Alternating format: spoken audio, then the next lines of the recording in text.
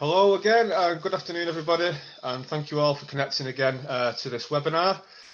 Just a little reminder, my name is Paul Sewell. I'm a founding member of the New Reality magazine, which is an internationalist platform of progressive ideas, bilingual digital magazine in Spanish and English that is willing to construct a new narrative of revolutionary and creative productive forces.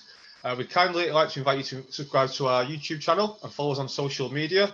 Our Facebook page is one second, if I find it there, Revista Nueva Realidad, and we're also streaming live on there today, and also we are streaming live with Michael Roberts' blogspot as well.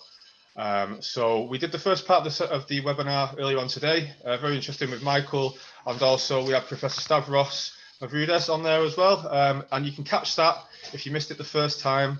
That is again on our Facebook page and also on Michael's Facebook page as well, and we'll be posting that on YouTube after we finish this webinar.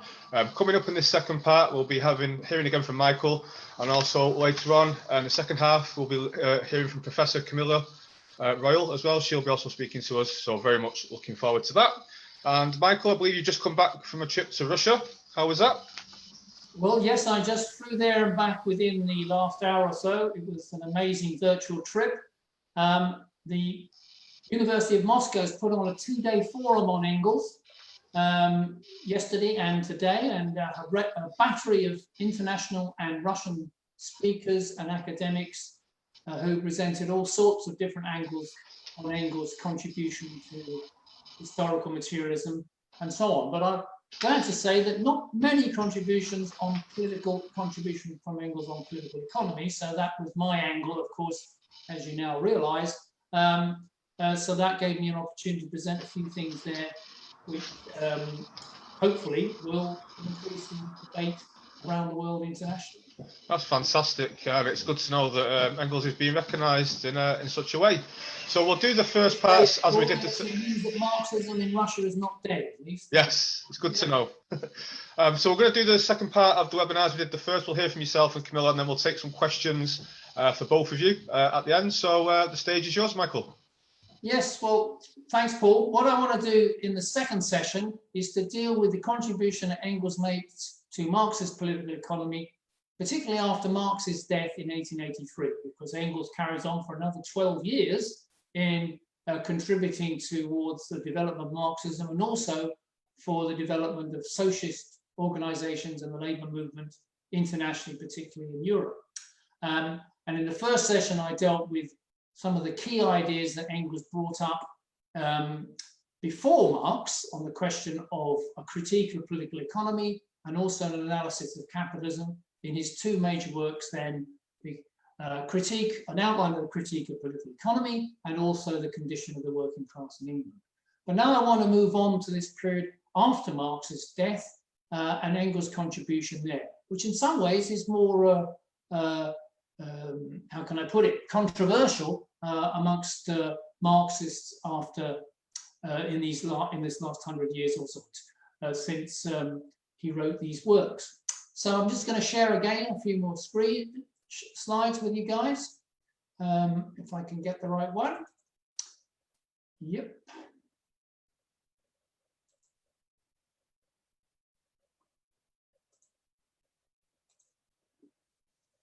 So I call it the Moscow University. As you can see, I must have done it before, but basically it's the same thing. And just want to remind guys that on the left-hand screen here, you can see Engels at 22 when he wrote those early works, which before Marx took Marx's economics and political economy forward. And in the period near Marx's death and afterwards, when he was a mature man. I always like to show photographs of of people so that they're not just regarded as being old, but they did have a youthful period as well.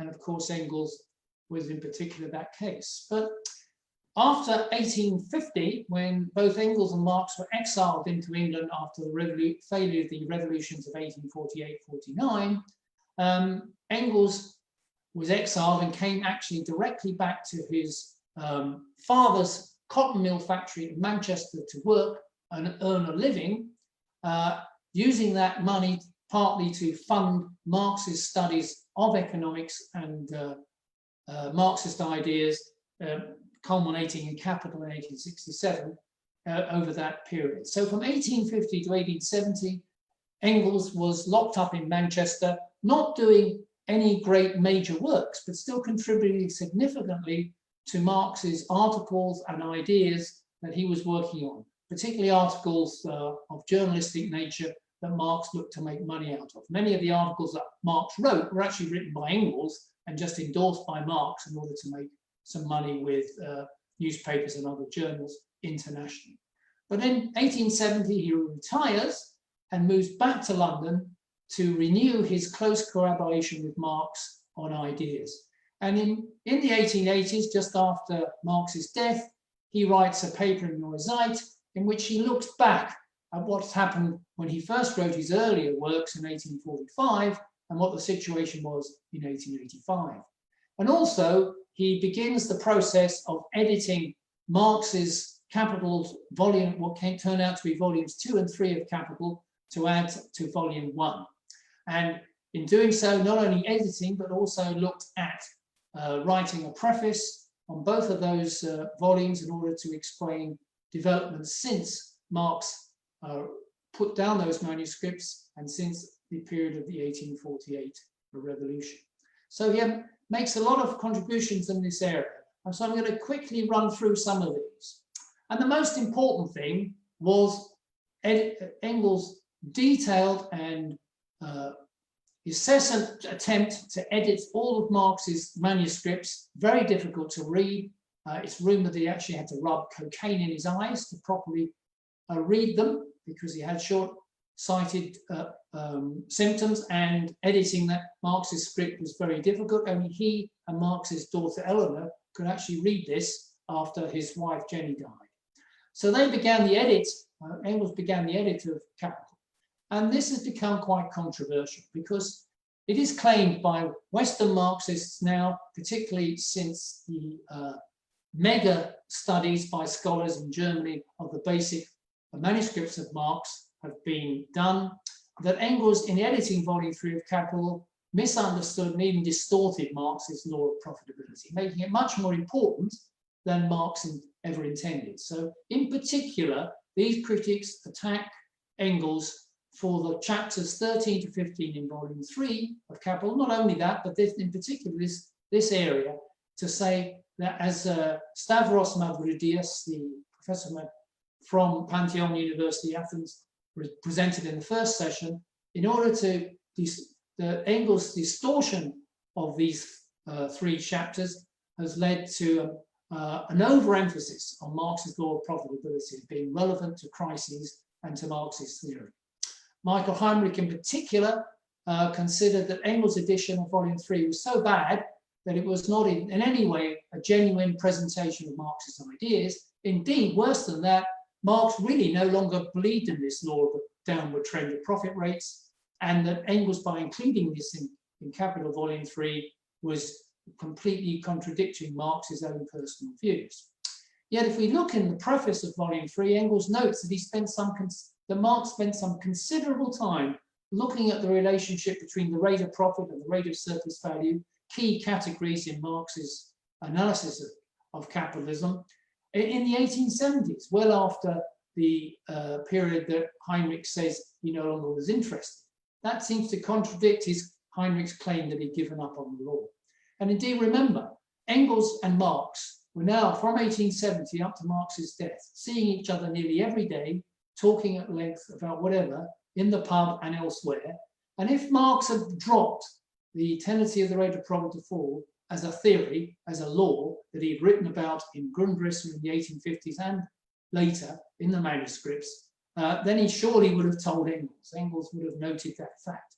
And Engels actually hadn't even seen the Grundrisse that Marx had written in 1857-8, but he still recognized that the 3 chapters in volume 3, analyzing and explaining the law of the tendency of rate of profit to fall, should be included. That demonstrates to me there was no contradiction here or misrepresentation.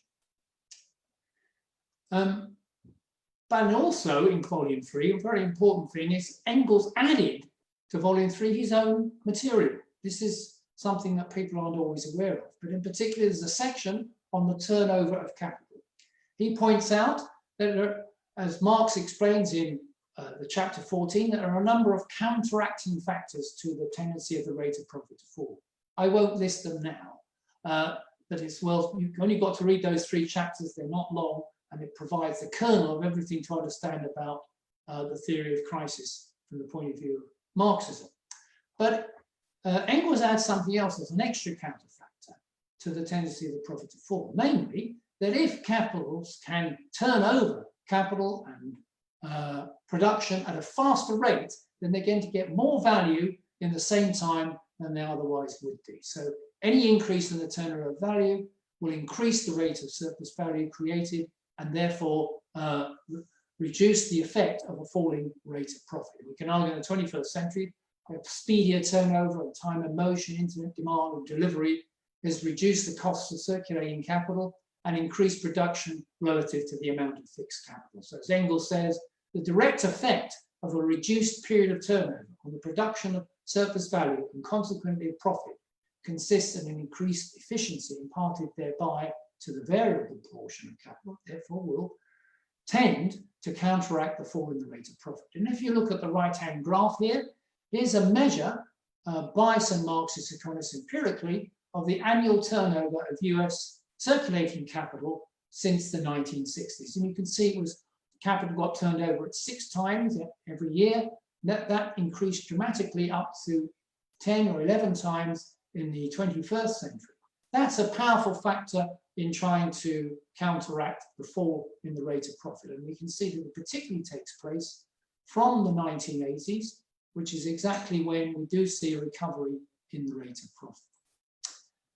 Engels also, nevertheless, was very concerned to make sure that the law of profitability was seen as a major part of Marx's theory of crisis. As he said, the tendency of the profit rate to fall as society progresses is Marx's explanation and discovery of that is one of the great triumphs over all previous political economy, and he considered it an essential feature of Marx's analysis. And of course, Marx's analysis is absolutely correct. We can see here from the UK period of the 19th century, in the UK, the rate of profit, you can see the boom period 1855 up until 1870, and then a sharp drop in the rate of profit, and he was published Anti-Curing here, and then he publishes volumes 2 and 3, right at the bottom of a severe decline in the rate of profit and a major collapse in growth of capitalist production and investment, which eventually led to some minimal recovery.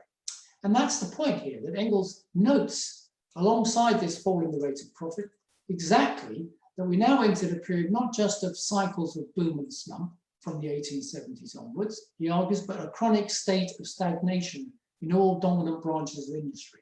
So that it's no longer a boom and a slump with prosperity coming up, but it's a dull depression which we've been living in for nearly 10 years, he says in 1886, looking back.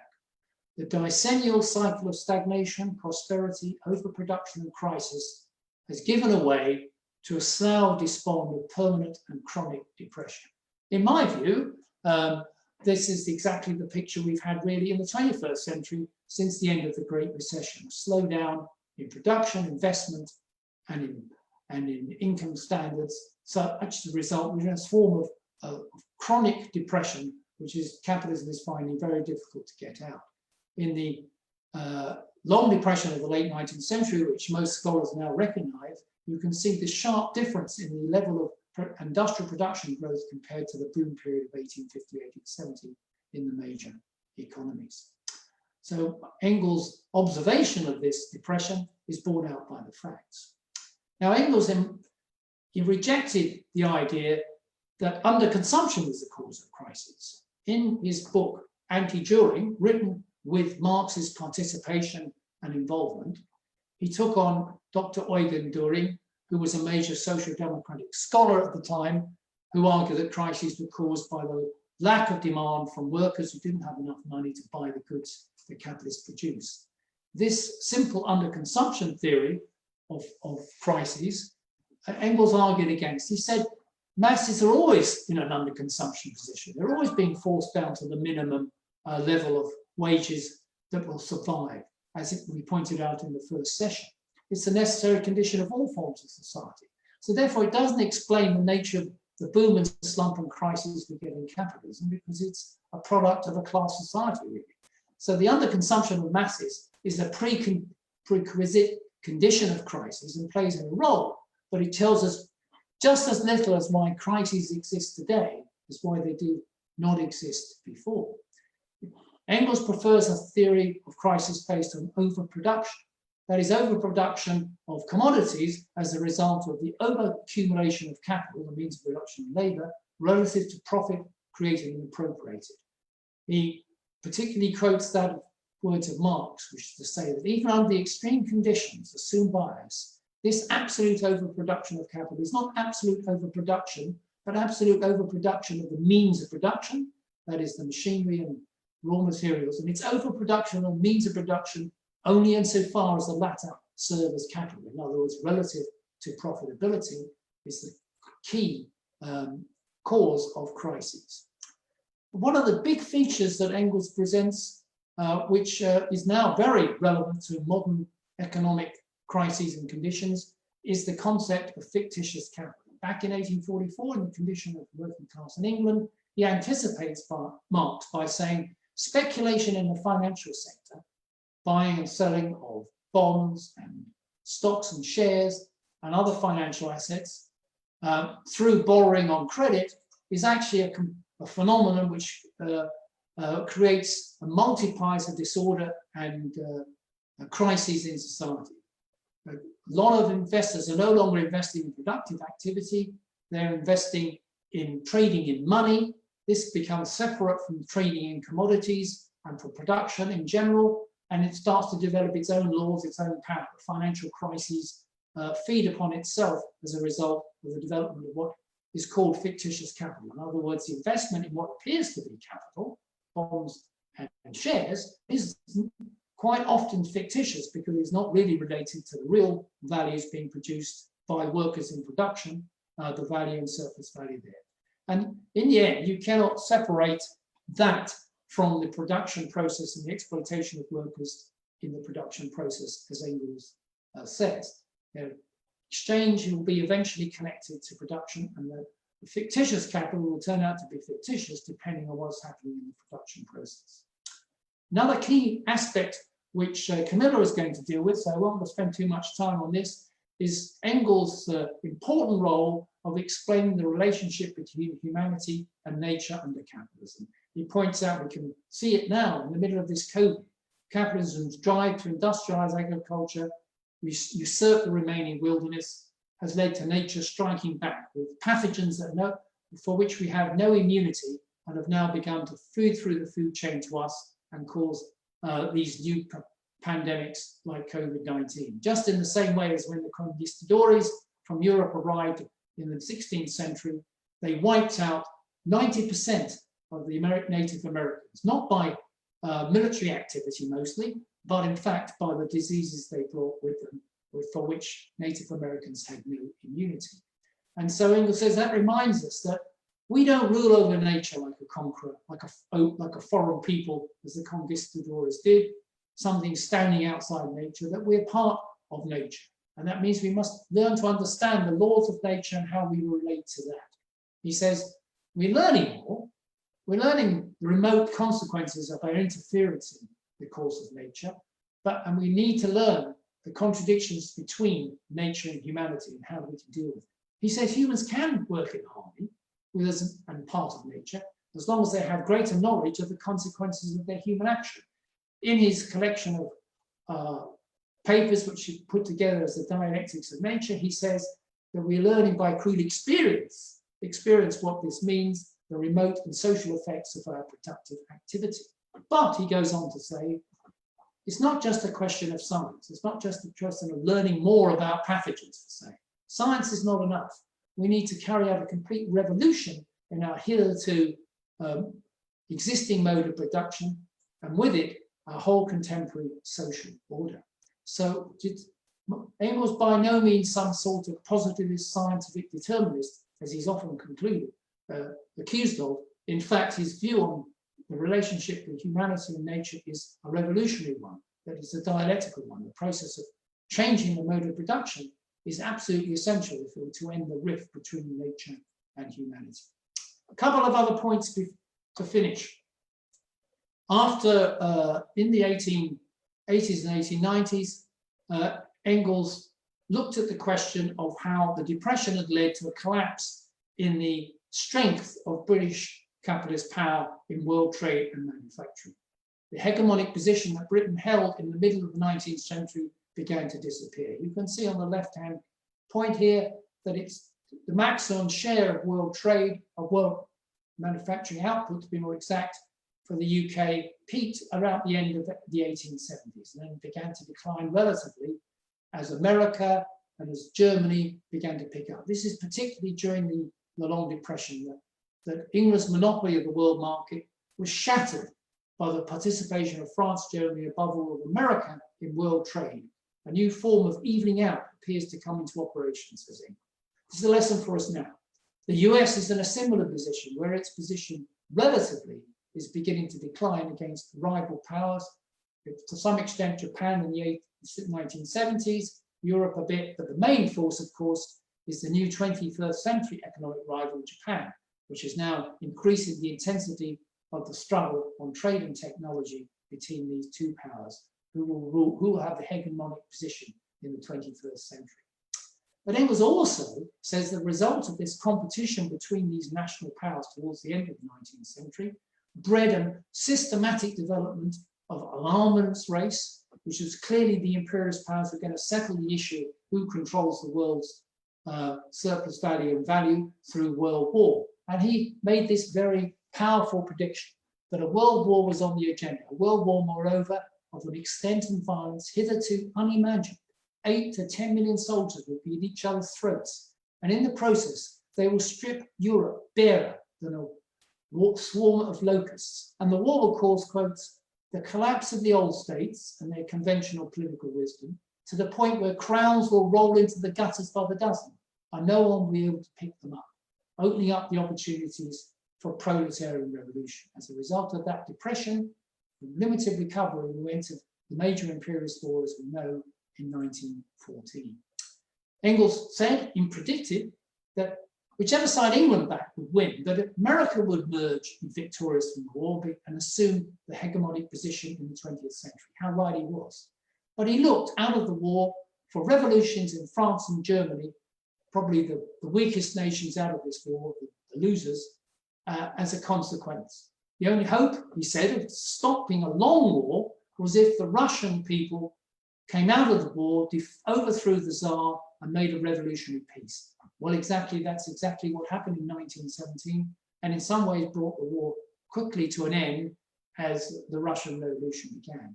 And he made comments in discussions with Russian revolutionists on the question of a revolution in Russia. He said the successful transition to communism in Russia, based on communal ownership, would require a sudden change of direction in Western Europe. The overthrow of the Tsarist regime, a requirement for progress by the peasantry, would encourage proletarian revolution in the West, in turn as a necessary condition for the socialist transformation in Russia. Again, amazingly powerful presentation of the international nature of what is often called the permanent revolution, the need to move the revolution from one country to another in order to achieve it successfully for all. Finally, I want to make a point about revolutionary reform. In the early 1890s, the German Social Democratic Party became a mass party, and it started to develop its programmatic theses for how that mass party was going to achieve socialism. It was led by people like Edward Bernstein, a very close friend of Engels, and Karl Kautsky. They argued that, yes, we're in favor of socialism, common ownership, democratic control, and all the rest of it, but we've got to recognize that is only going to happen through a gradual process in Parliament. And the first task is really to make gains for the workers through trade unions, through parliamentary legislation, and so on. And Engels argued against that view. So this is reducing revolutionary perspective we should have to one of reformist acceptance of capitalism. And I just quote in the black there you can see, which I think sums up the question of how you pose the question between revolution and reform in just one paragraph. as Engels said, our program is purely a socialist plan. Our first plank is the socialization of all the means and instruments of production. Still, we accept anything which any government may give us, but only as a payment on account, and for which we offer no thanks. And exactly, that is it. That is the way we have to pose these questions when we're looking at whether we're in favor of reform or revolution. It's not an either or, it's a question of a combination, but in the way, I think, that Engels poses that question. Thank you, Paul. Fantastic, Michael. Thank you very much for that contribution. Extremely interesting stuff. I feel like I'm learning a lot myself, and hopefully we'll get some fantastic questions there for you for later on. If you'd like to ask a question, you can do so on either one of our Facebook pages, either Revista Nueva Realidad Facebook page, or also Michael Roberts' blog on his Facebook page. We'll be going through those a little bit later, and we'll be coming back to Michael with some questions towards the end. Now I'm going to introduce our second panellist or talker for today. It's Professor Camilla Royle, and she teaches at King's College London and the LSE. She's the author of A Rebel's Guide to Engels and Engels as an Ecologist, in Engels in the 21st Century, a re-examination from a critical perspective. She's a socialist environmental geographer, and her work has been published in Antipode International Socialism and the Routledge collections. As deputy editor of International Socialism, she organised and spoke at a conference in Central London on Marxism and Nature with Ted Benton and Ian Angus included amongst the speakers. For more information, we can recommend that you should visit her website, which is camillaroyle.com. So Camilla, how are you today? I'm good, thanks. You promoted me. I'm not a professor just yet. But, okay. Well, maybe you will be soon, Chris. It's inevitable, I think. Hopefully sooner rather than later, thank you. So Camilla, over to you then. Great, thanks for that. So I'm going to try and talk about Engels and the dialectics of nature and try to kind of squeeze it into 20 minutes. So, I mean, I'll start with the situation that we're in. It's a time of multiple and connected ecological crises, as Michael Roberts mentioned in his own talk. We had the COVID pandemic, a virus that originated in bats probably, but has been able to transfer to humans due to the destruction of forest areas for plantations and the way in which animals have been commodified in agriculture in the interests of profit. Climate change continues, it hasn't gone away, even with the pandemic and the lockdowns. And, you know, we have new disasters every year. You know, every September there are, you know, more hurricanes in the Western Hemisphere. And, you know, as it goes towards, you know, summer in Australia, we're seeing reports of more bushfires. Again, this year, it seems like this is going to be the reality for the next little while. You know, if governments were really serious about keeping temperatures rises within 1.5 degrees Celsius, the kind of aspirational target of the Paris conference in 2015, you know, they'd need to keep an almost complete shutdown of the fossil fuel industry, really. You'd need to keep vast amounts of known fossil fuel reserves in the ground and not exploit them and not burn them. It's looking very unlikely that they'll manage to coordinate and do that.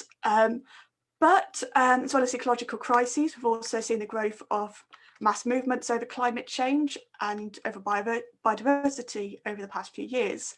Climate strikes of school students, Extinction Rebellion, Canadian First Nations, other Indigenous groups taking direct action over oil pipelines, and other movements around the world taking direct action. And often for these movements, they have quite radical ideas. I think the idea that, and the slogan that we need system change, not climate change, kind of fits with people's understanding increasingly.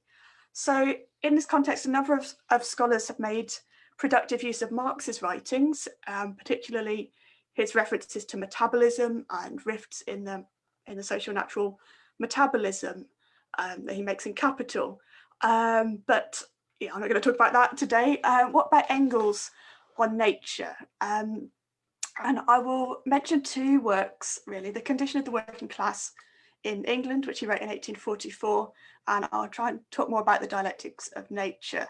So in terms of the condition of the working class, people might have heard me speak more about this at Historical Materialism a couple of weeks ago, but I'll just summarize it quickly, he's talking about situation in the mid-19th century where you had mass migration of people into the cities. So according to Engels' own data, the population of Lancashire increased by 10 times in 80 years.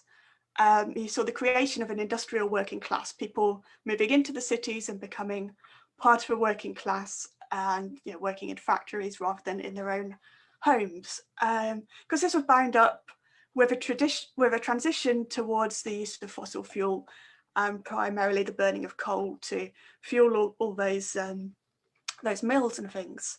And the 19th century ruling class wouldn't have known the effect that this would have on climate change. They wouldn't have predicted that necessarily, but they would have been aware of the health impacts that this was having for ordinary people. And Engels describes these impacts in terms of water and air pollution and in terms of the health impacts on working class people at numerous points within his book. So he talks about the foul smell of the coal smoke, streets that are, in his words, rough, dirty, filled with vegetable and animal refuse, with sewers or gutters, but supplied without sewers or gutters, but supplied with foul, stagnant pools instead. The atmosphere within the factories is damp and warm, unusually warmer than is necessary. And the ventilation is not very good, impure, heavy, deficient in oxygen, filled with dust and the smell of the machine oil, which almost everywhere smears the floor, sinks into it and becomes rancid. He talks about rivers as well, these rivers like the Irk in Manchester where he was living, that rather than being a sort of fast flowing river, it's sluggish and it's just completely full of refuse and gross pollution. He talks about the ruling class at the time committing social murder. He followed the working class movement of his day in using that term social murder to describe how the bosses were putting people in a situation, creating an environment in which they cannot hope to possibly lead healthy lives. He also talked about pandemics as well, actually. He described how the relations created by human activity had also created an ecological niche, an environment in which harmful pathogens would thrive. The most terrifying sort of disease outbreaks in his day were not coronaviruses, they were things like cholera and typhus, but I think it's nevertheless very relevant how he talks about how people's housing conditions people's working conditions meant that it was almost inevitable that these diseases would spread among people. He wasn't aware of things like the germ theory of disease writing in the 1840s. That would come later on when epidemiologists established the germ theory of disease.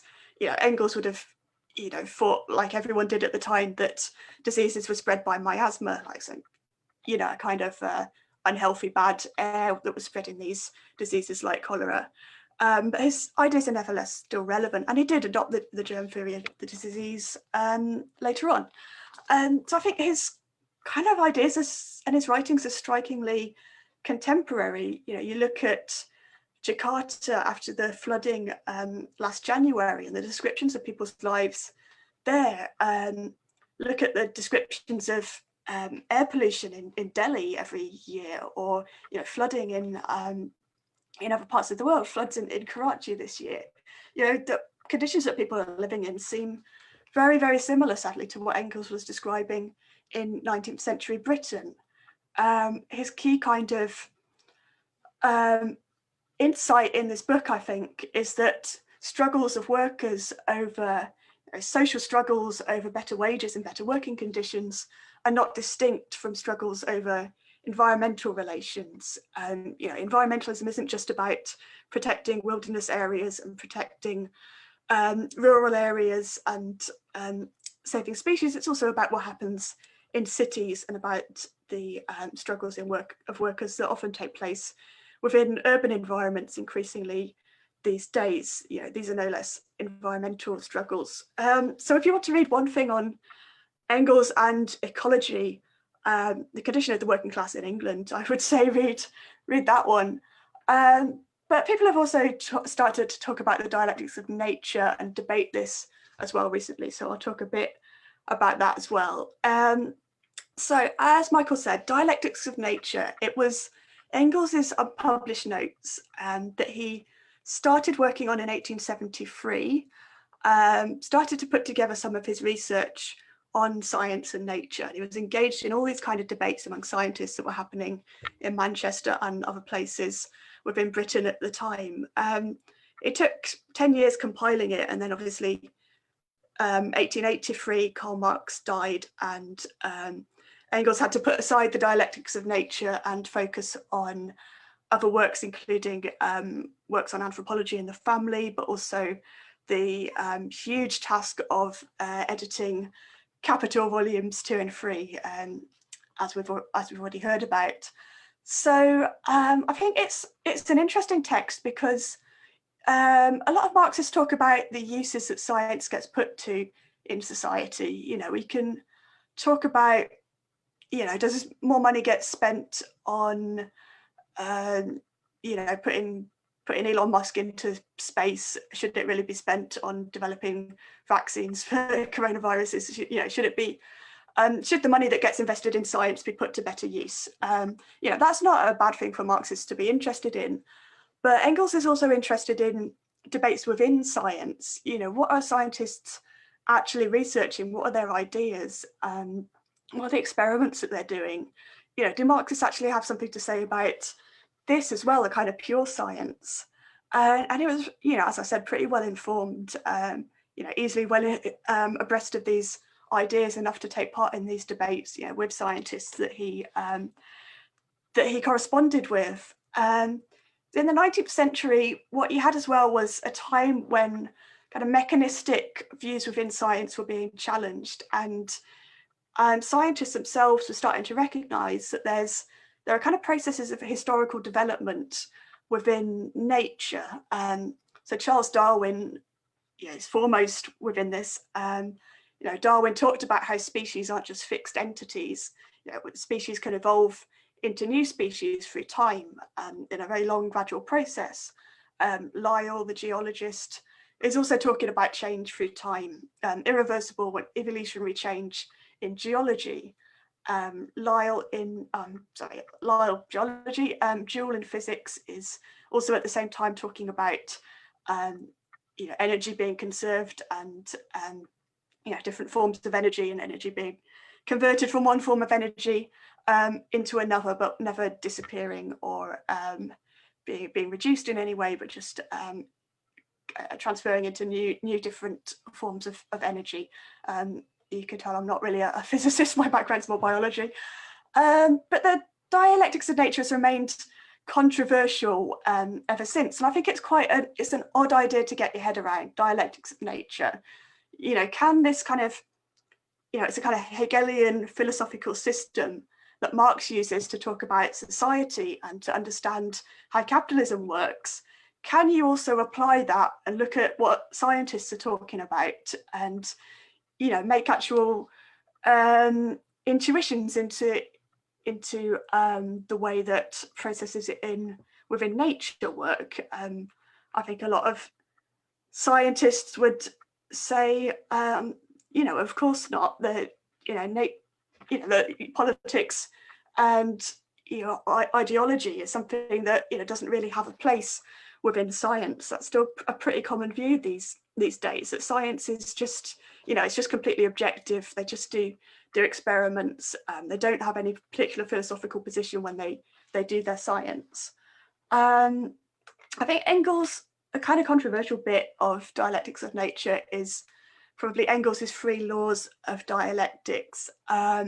So he talks about the interpenetration of opposites, the change from quantity into quality, and the negation of the negation. I mean, you know, what does negation of the negation even mean? And these are often demonstrated by examples from nature. So in order to kind of explain a shift from quantity into quality, you could use the example of what happens when you take water, liquid water, and boil it.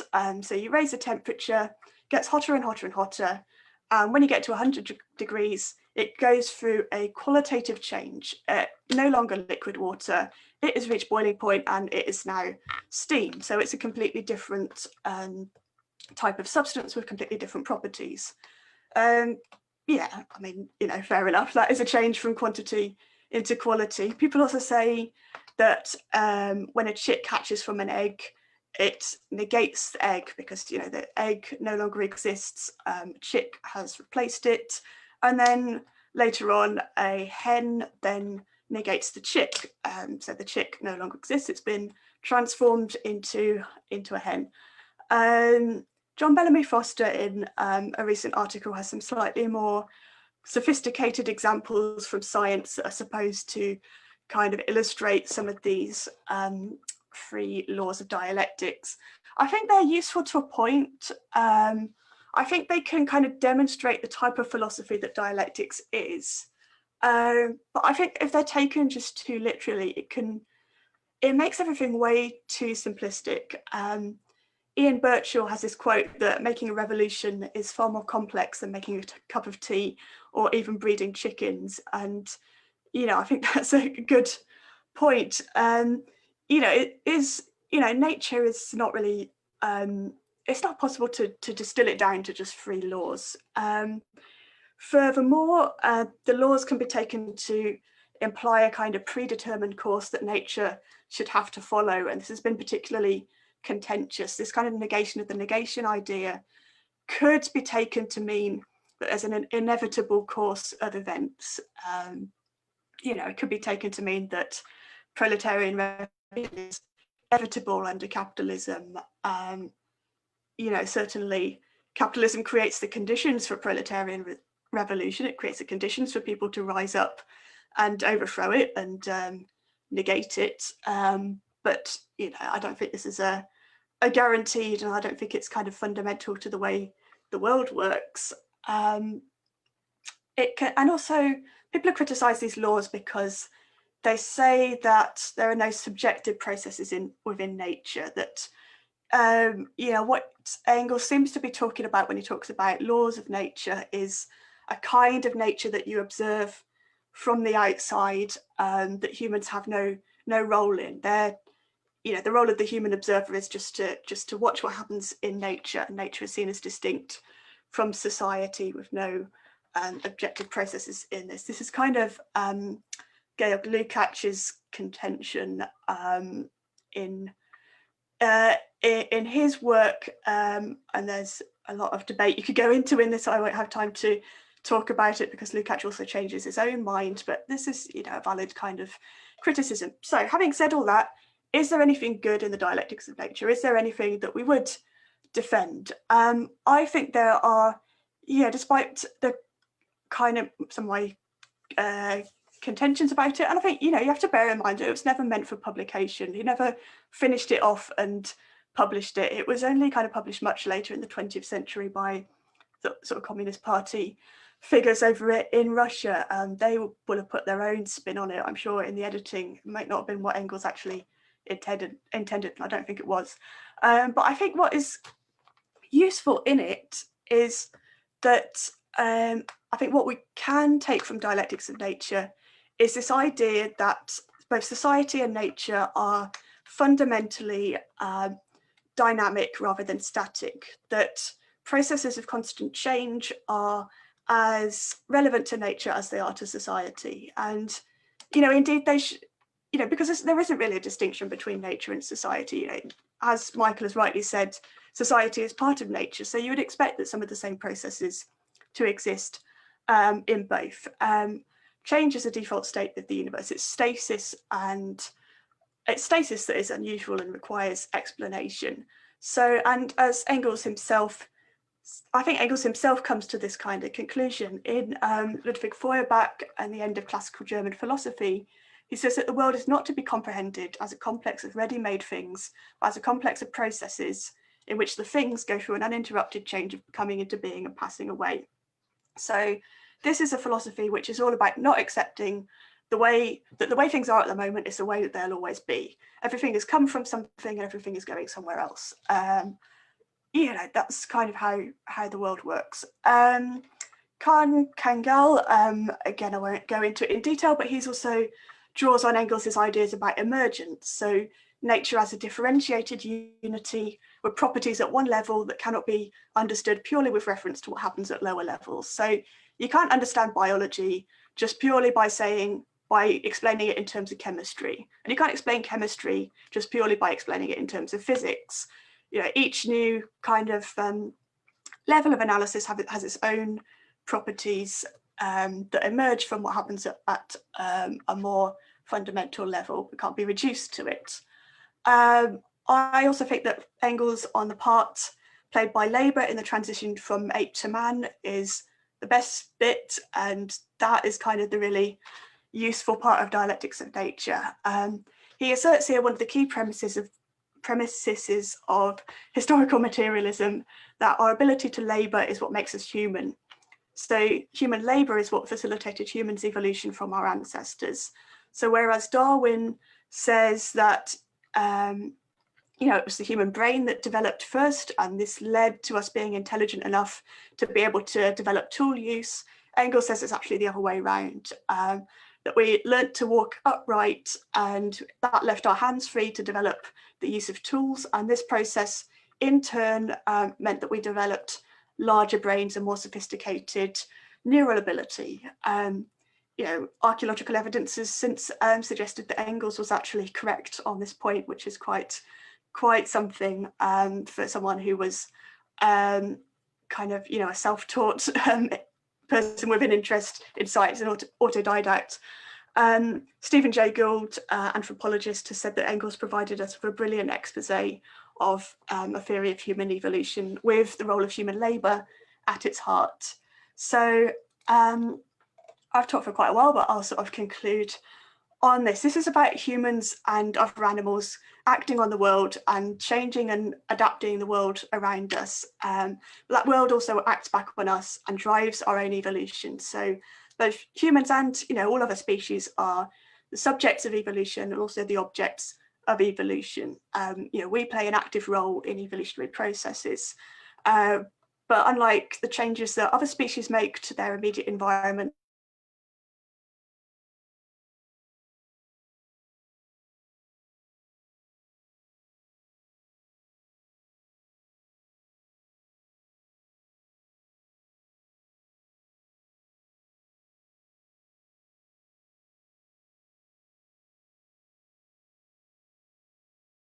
no means the case. So yeah, I will end it on that point. Okay, thanks very much, Camilla. We will now be taking some questions for both of you. So I think the first one is actually for you, Camilla, although Michael, you also may have some input on this one. So the first question was from Luke in Manchester, who got in touch to say, would you consider Engels to be one of the first environmentalists of the industrial age? Is that a fair comment to make? So I'll direct to either one of you that wants to answer. I think that's for Camilla, maybe. Camilla? Yeah, I think he was one of the first environmentalists of the industrial age. I'll put some links, actually. I forgot to put it to things that people can read, but I would definitely recommend John Bellamy Foster's most recent book, The Return of Nature, where he talks about Engels's contribution to environmental thought.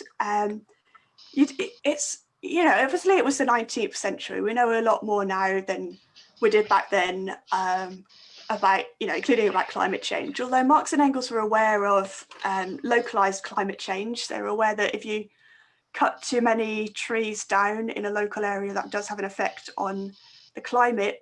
And they were aware of Tyndall's work, which started to raise the issue that if you put too much carbon dioxide in the atmosphere, that's going to heat up the planet on a global scale. They didn't understand climate change to the extent that we understand it now. It's not, the biggest it wasn't at the time the biggest political issue for the working class. They were much more interested in, I guess, their immediate circumstances, things like air and water pollution, and having access to green space and things like that.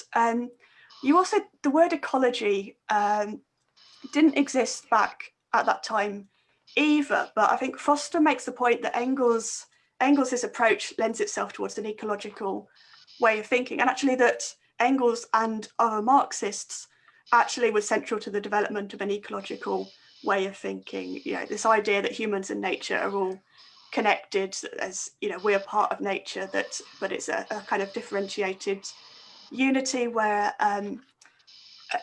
you know, there's a relationship between humans and nature as well as just being part of the same thing. It's not a simple kind of holistic approach, it's an ecological approach. So yes, he was one of the first environmental thinkers. That's my answer. It's very interesting because I didn't realise that about him, and it obviously makes me love the man even more. So yeah, very interesting stuff. We've also got another question. I think this one's directed towards you as well, Camilla. It's from Pablo, and it says, "Can we understand the dialectic on nature in this pandemic times as a negation of negation from nature to us?"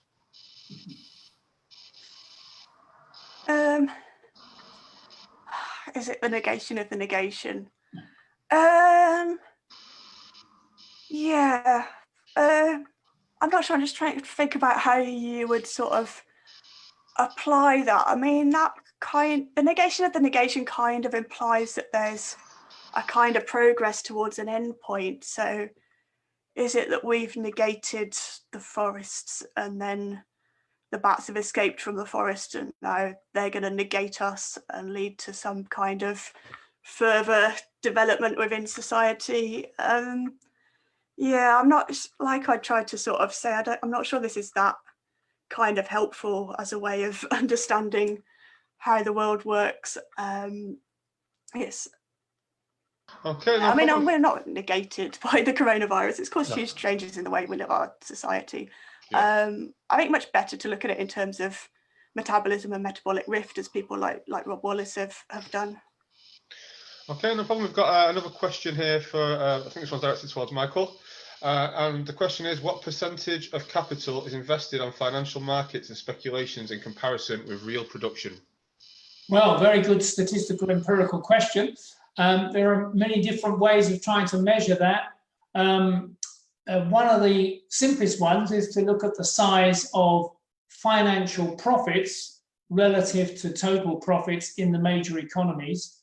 And what we've seen is that the share of profits that have come from the financial sector have risen from something like 10% of total profits back in the 60s and 70s through the 80s, and particularly in the first decade of this 21st century, to reaching the point at just before the Great Recession in 2007 to 40% of total profits coming from the financial sector.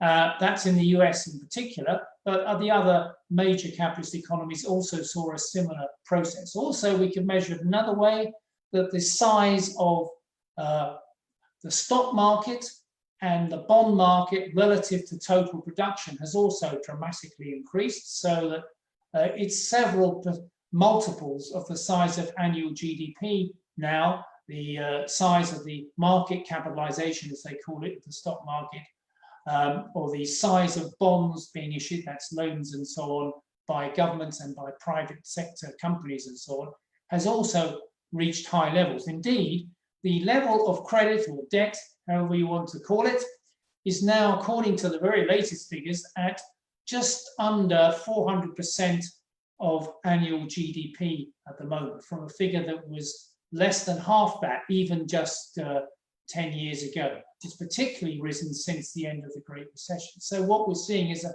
very sharp expansion of the financial sector, however you measure it, or to be more precise in Marxist terms, the expansion of fictitious capital relative to productive capital. And that means that if there's any problems with productive capital, because fictitious capital fundamentally, in the end, depends upon the surplus value created from the exploitation of workers in the productive sector. If the productive sector gets weaker, then the financial sector is increasingly like a tottering house of cards on top of a weakening base, which is the productive sector. And that's probably the reason, the main reason I would argue, that we had the major slump of the Great Recession of 2008-9.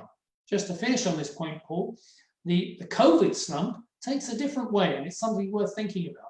The COVID slump has started from a collapse in production because basically everything was closed down, either because people had to or the governments told them to do so in the period of the pandemic. Then it led to a collapse in demand because people aren't spending any money, either because they're unemployed, locked at home, or they're not traveling, and all the other things that they used to do to spend their money on. So we've seen a collapse in supply and a collapse in demand. What we haven't yet seen, unlike the Great Recession, is a collapse in finance. There's been a massive expansion of the financial assets, the fictitious capital, pumped in from loans provided by central banks. And when the stock market is at record highs as of yesterday, historically record highs in the US and other countries, relative to 5 to 10% fall in GDP for most major economies. The contrast is dramatic. That means, in my view, that as we go into 2021, the third leg of this pandemic slump could well be a financial crisis, a collapse of many companies, and perhaps some of the financial sector going into a meltdown. How that will be resolved is a problem for the capitalist governments, but I can assure you that one thing that will come from this, it will be resolved at our expense, not theirs. Okay, thank you very much for that answer, Michael. We do have another question for you, if that's okay. This is again from Ulysses, and the question is, how do we have to understand the possibilities of radical change in contemporary societies when we think about reform or revolution, specifically with the new left governments, as in Spain or with some countries in Latin America? Well, big political question. Obviously, my book and these webinars have been more about the economics of things, but nothing is separate from each other. And economics may be what you might call concentrated politics, and out of the economic contradictions comes the political contradictions and the political struggle. And I think Ulysses, as perhaps we should say Odysseus in Greek, has raised the point about how will this pan out politically? Well, it's a very difficult question to answer, but he specifically talks about left governments. For example, he mentions Spain, where we have a coalition of the socialists, the social democrat section of the labor movement, and Podemos, a sort of more anti-capitalist section in coalition against the right wing. Are they in a position to transform Spanish society and economy during this COVID? Well, it would appear not. They haven't got a program that is going to replace the capitalist mode of production, to seize the major sectors of the economy and the banks in order to direct them in the interests of social need. They look for ways to try and help people short of doing that. And therefore, in my view, that's a contradiction that cannot be resolved, and they will not be able to avoid the slump affecting the vast millions of people in Spain and other countries, because they're not prepared to seize the moment to take over the position of power and economic power. So I think that's a longish answer. The short answer is that I don't think that the social democratic programs that are being offered in Spain and other countries are going to provide a solution to this pandemic that is not at the expense of working people. And if it doesn't, then working people will take the hit, not capitalism. Excellent answer. Thank you very much for that, Michael. I think we'll have to leave it there now, as we are unfortunately running out of time.